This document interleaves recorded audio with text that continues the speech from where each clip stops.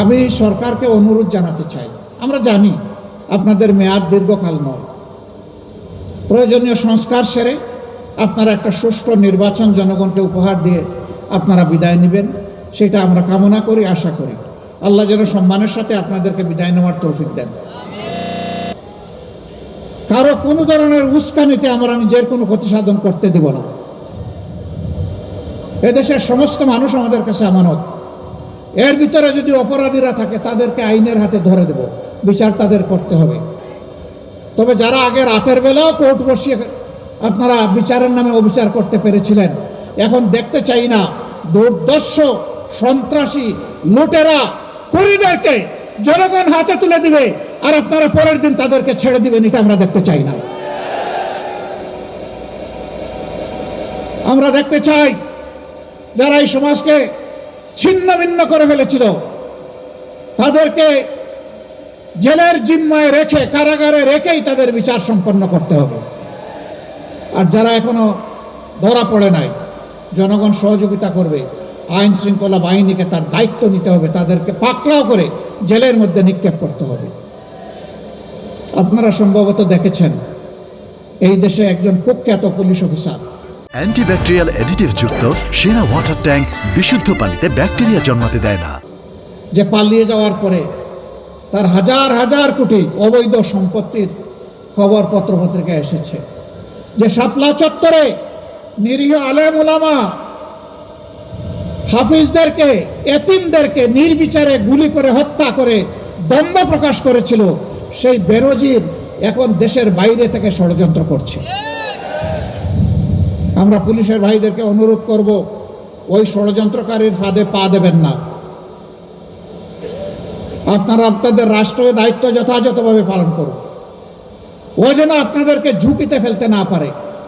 সতর্ক থাকুন এবং ওর প্রতি ঘৃণা প্রকাশ করুন। কক্সবাজার একটা বিশাল সম্ভাবনাময় জায়গা। এই জায়গায়, এই জেলায় আজ পর্যন্ত কোনো পাবলিক বিশ্ববিদ্যালয় নয়। কক্সবাজার কি কোনো সৎমায়ের ছেলের জায়গা নাকি? এটা সৎমায়ের এলাকা নাকি এটা বাংলাদেশের অংশ? যদি বাংলাদেশের অংশ থাকে তাহলে ছোট্ট কোনো কোনো জেলা, মাত্র 3টা উপজেলা, সেখানে আমরা দেখি পাবলিক বিশ্ববিদ্যালয়, টেকনোলজিক্যাল বিশ্ববিদ্যালয়, মেডিকেল কলেজ, উন্নত মানের নার্সিং প্রতিষ্ঠান, স্পেশালাইজড হসপিটাল, সবগুলা এরকম কয়েকটা জেলায় হয়ে আছে। আর কক্সবাজারের মতো যে জেলা এই জাতিকে ক্রমাগতভাবে এই জাতির ট্রেজারিকে সমৃদ্ধ করছে, সেখানে একটা পাবলিক বিশ্ববিদ্যালয় হবে না, এটাকে মেনে নেওয়া যায়? তো কই আপনারা আজকে দাবি করলেন না? যে এই দাবি আওয়াজ তুলে দিতেন, সারা বিশ্বের কাছে চলে যেত। করেছেন কেউ? ও আলহামদুলিল্লাহ, ধন্যবাদ। শিবির করেছে, শিবিরকে ধন্যবাদ। কারণ শিবির ছাত্রদের নিয়ে ভাবে, শিক্ষা নিয়ে ভাবে, এবং শিবির উদ্ভাবনী শক্তি ছাত্রদের কাছে ছড়িয়ে দিতে চায়, তারা দাবি করেছে। আমি সরকারকে অনুরোধ জানাতে চাই, আমরা জানি আপনাদের মেয়াদ দীর্ঘকাল নয়, প্রয়োজনীয় সংস্কার সেরে আপনারা একটা সুষ্ঠু নির্বাচন জনগণকে উপহার দিয়ে আপনারা বিদায় নেবেন, সেটা আমরা কামনা করি, আশা করি। আল্লাহ যেন সম্মানের সাথে আপনাদেরকে বিদায় নেওয়ার তৌফিক দেন। কিন্তু কারা এই দেশকে গড়ে তুলতে চায়? যারাই আল্লাহর দেওয়া সর্বশ্রেষ্ঠ আইনের ভিত্তিতে এই দেশকে গড়ে তুলতে চাইবে, তাদের সাথেই আগামীতে জনগণকে হাত মিলাতে হবে ইনশাআল্লাহ।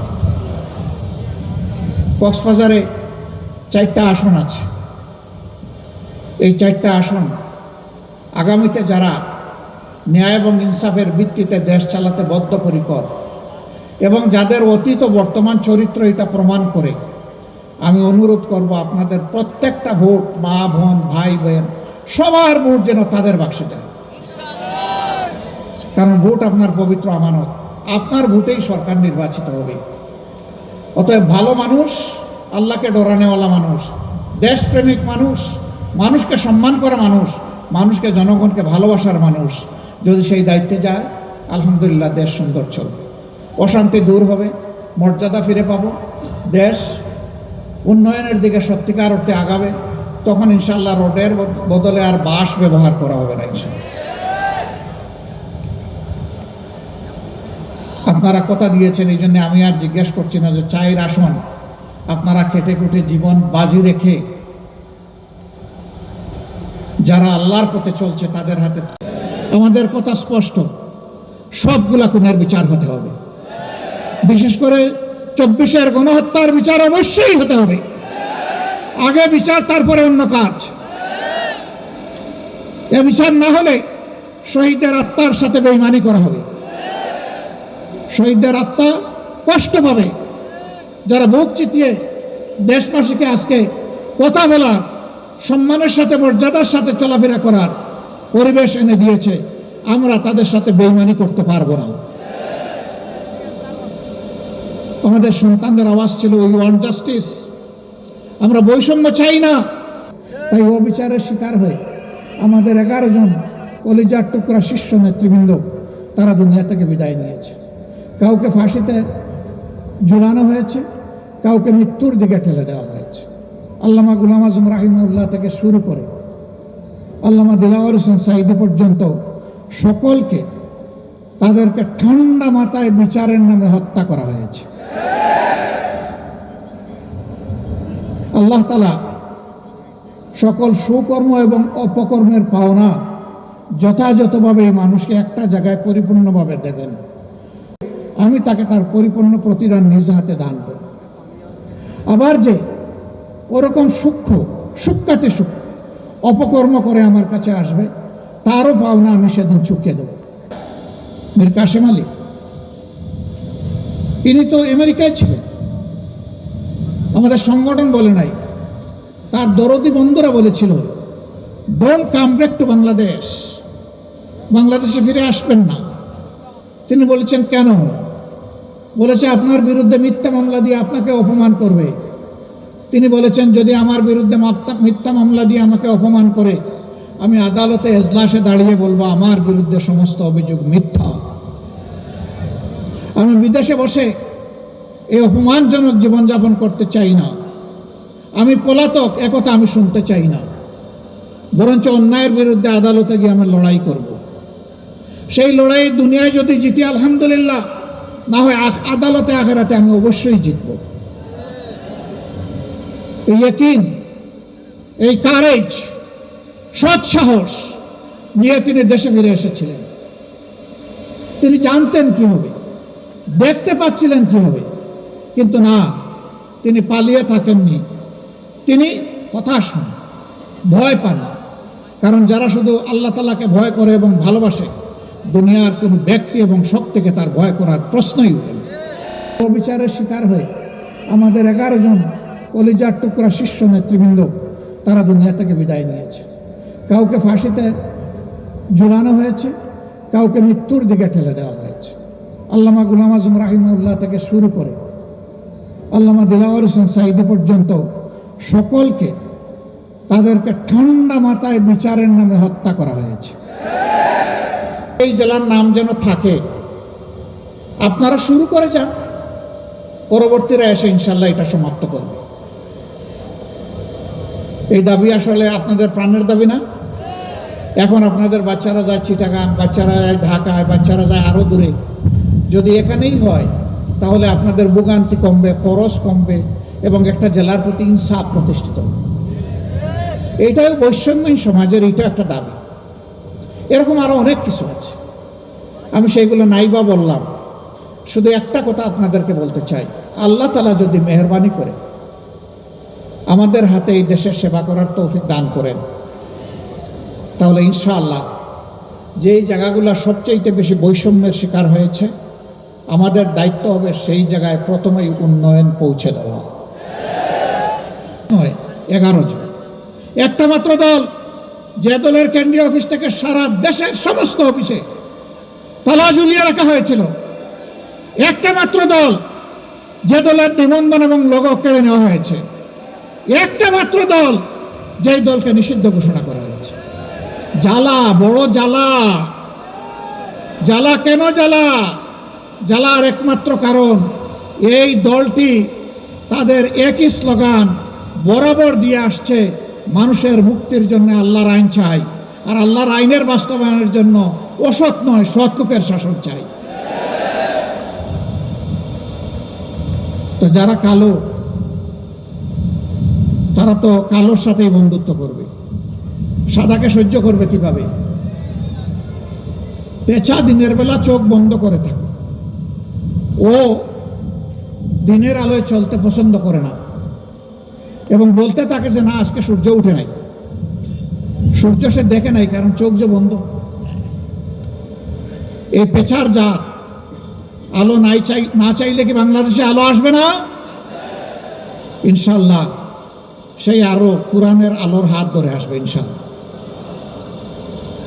প্রিয় ভাইরা, 5 তারিখে যা হয়েছে, আল্লাহ তাআলা মুক্তির দুয়ার তুলে দিয়েছেন, কিন্তু এই জাতির মুক্তি এখন অর্জিত হয়নি। কক্সবাজারের মানুষ ধার্মিক, প্রায় সবার মাথায় এখানে টুপি দেখতেছি, এখানে মসজিদগুলো নামাজিতে ভরে যায়, বড় বড় মাহফিল হয়। এরকম একটা জায়গায় আমি আশ্চর্য হয়ে গেলাম যে আপনারা বললেন এখানেও নাকি চাঁদাবাজি আছে। শিওর আপনারা? তাইলে অন্তত এখানে দখল বাণিজ্য নাই, জায়গা জমি অবৈধভাবে দখল করা, গাড়ি ঘোড়া দখল করা, অফিস আদালত দখল করা, ফুটপাত দখল করা, জলমহাল বালুমহাল দখল করা, তারপরে বনমহাল দখল করা, এগুলো তো নাই, সবগুলো আছে। কারা করে? আমাজনের জঙ্গল থেকে বের হয়ে আসা কোন অদ্ভুত প্রাণী এগুলা করে? এদেশের কিছু মানুষ করে, তাও কোনো কালে তাদেরকে দমন করে সফলতা লাভ করতে পারেননি। আমাদের এই গর্বিত সন্তানদেরকে আমরা স্যালুট জানাই। তোমাদের নেতৃত্বে আমরা সবাই ছিলাম, 15.5 বছর আমরা আমাদের নেতৃত্বে আন্দোলন করেছি, কিন্তু আমরা স্বৈরাচারের পতন ঘটাতে পারিনি, এটাই সত্য কথা। কিন্তু আলহামদুলিল্লাহ এই 15.5 বছরের ধারাবাহিকতায় শেষ আঘাতটা তোমাদের নেতৃত্বে জাতি ফ্যাসিজমের উপর দিয়েছিল এবং জাতি সফল হয়েছে। এর কৃতিত্ব আল্লাহ রাব্বুল আলামিন। 5 আগস্টের একদিন আগেও এদেশের মানুষ জানতো না আগামীকাল কি হতে যাচ্ছে। সবার একই কথা, কেমনে কি হয়ে গেল? কেউ কেউ বলে আল্লাহ তাআলা সম্ভবত আবাবিলের মতো কিছু এখানে পাঠিয়েছিলেন। অনেকে আবার নিজেরা কৃতিত্ব দাবি করেন, আমি মাস্টার মাইন্ড, অমুক ভাই মাস্টার মাইন্ড, তমুক নেতা মাস্টার মাইন্ড। মহাপরিকল্পনাকারী আল্লাহ রাব্বুল আলামিনের পরিকল্পনা বাস্তবায়ন হয়েছে, এখানে কোনো মাস্টার মাইন্ড আমরা বিশ্বাস করি না।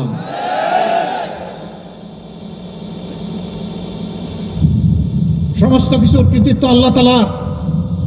এই আন্দোলনের সামগ্রিক কৃতিত্বে দেশের 18 কোটি মানুষ সম্পৃক্ত ছিল, আর নেতৃত্বের দায়িত্বে ছিল আমাদের যুব সমাজ। এই সত্য কথা বারবার বলেছি, বলতেই থাকবে।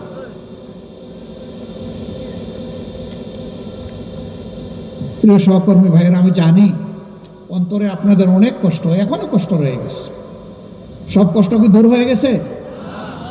এখনো আমরা আমাদের প্রিয় সম্মানিত আজহার ভাইকে আমাদের বুকে ফেরত পাইনি। কোনো ধান্দা এবং দানাই পানাই আমরা চাই না, কথা একদম স্পষ্ট। তাকে নির্দোষ এই মানুষটাকে মুক্তি দিতেই হবে। বিচারে কোনো, এটা বিচার নয়, অবিচার করে তাকে শাস্তি দেওয়া হয়েছে। এখন সেই বিচার দীর্ঘায়িত হবে কেন? আমরা চাই অতি দ্রুত তিনি যে একজন নির্দোষ মানুষ ছিলেন তা ঘোষণা করে আমাদের বুকে তাকে ফিরিয়ে দিন।